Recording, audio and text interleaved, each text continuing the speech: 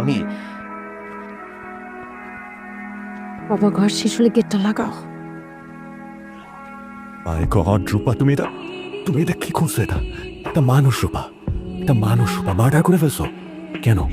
Raihan, that was an accident. Okay যদি আমি না মারতাম, ও জায়গায় আমি পড়ে থাকতাম। তো কি হয়েছে এই জায়গায়? কে এটা? কেন মারছো না? ও আমার অন্ধকার অতীতের একটা অংশ।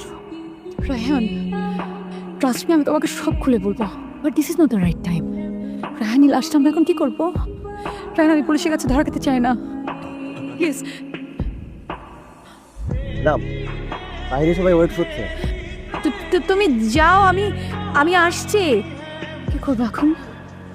কি করবো? Say something.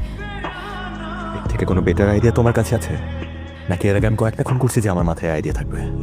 আর যাই হোক, আগে লাস্ট এখান থেকে সরাতে হবে, আর তোমাকে খুব তাড়াতাড়ি বাইরে যেতে হবে, কারণ বাইরে সাংবাদিক আর গেস্টরা আছে। আমি লাস্টটা সরানোর ব্যবস্থা করতেছি। ওকে।